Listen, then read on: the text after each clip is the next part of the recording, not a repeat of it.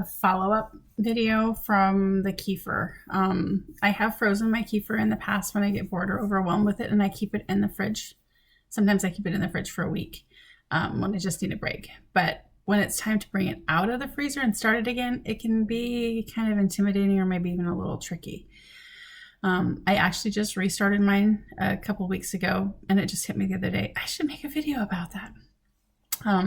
When I put it in the freezer, I use my little, I want to call it seal and meal, but I don't think that's what it's called anymore. And I vacuum seal it up in these little packages. I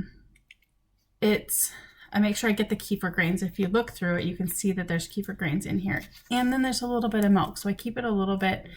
I give it the milk. It doesn't do anything with it once it's frozen, but there's milk in there. It helps for when you thaw it out.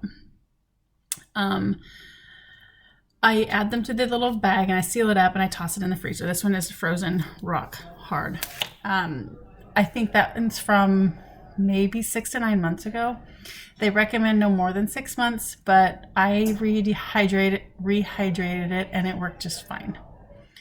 And it's amazing going for it. When I was ready to pull it out and start again, I got this packet out and I put it in my 1 pint jar, and I only filled the milk up halfway.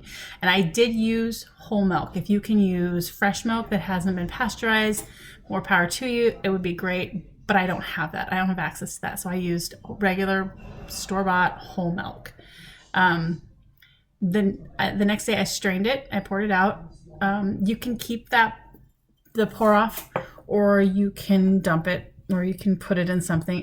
There's nothing wrong with it. It just isn't going to be as rich in the kefir nutrients because the kefir hasn't woken up yet. We're just kind of trying to gradually wake it up. Day 2, day 3, same thing. Same amount, halfway. Strain it, refill it, and just kind of keep it warm and let it do its thing. And by day 4-ish, it was starting to curdle a little bit. I'm like, ooh, that's cool. So I went, here. So day 4, I did fill the whole jar. I never fill above here because sometimes it grows and then it's a mess all over the place. And then I just kind of watched it with that. I strained it and refed it daily.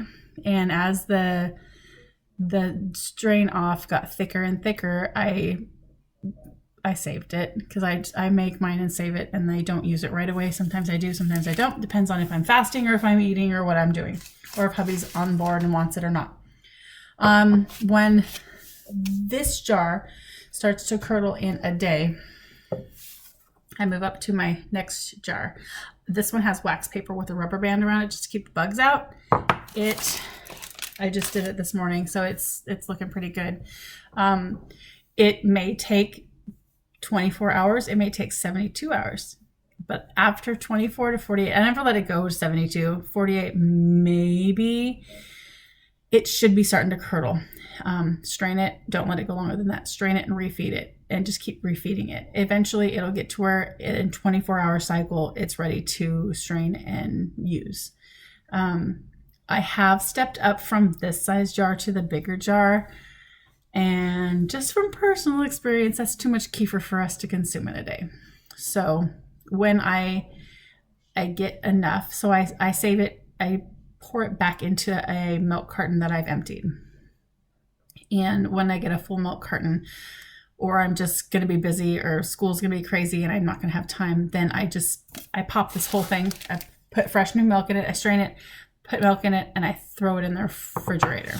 And then I can go a week in the refrigerator, and then maybe on the weekend I'll pull it out and start straining it and get it going again.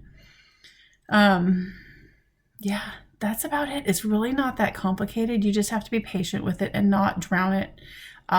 Start with little amounts of milk and work up to the size jar that you want to process every day. If you want to do it every day and you want to keep it every day and keep it in the little jar, you can. You just might have to pull some of your grains out, because the more grains you have, and it's going to keep growing.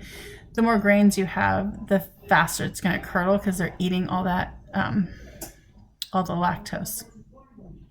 And so I I like the quart jar, not the pint jar. The bigger one is the quart jar. I like that size. It's about right, and it lasts about 24 hours for right now. Now my kefir grains are going to keep multiplying and keep growing. Eventually I'm going to have to split them in half, and that's what I do. I split them in half, and that's when I get these lovely little packets, and I throw them in the freezer. And I use those packets when I'm sharing it. I give it to a friend. I mail it to people if they want it. It goes wherever it goes. So that's how I share my kefir. It's kind of like my sourdough starter. You just keep sharing it and sharing it with all of your people. I, in the past, have completely fed my kefir with 1% and skim milk. It can live on that. Is it the best thing? Does it help the grains grow big and strong? Not really, but it works just fine. You probably get more nutrients out of whole milk that hasn't been pasteurized straight from the cow, or goat's milk, or sheep's milk, or whatever you want to use. But store-bought milk will give you more benefits than not. So it's worth it to me. But anyways, I just wanted to check in, and I hope this helps you and gives you more information. I'm not showing you how I'm straining it. I'm not showing you how I'm doing it, but just the process in general. So have a great day.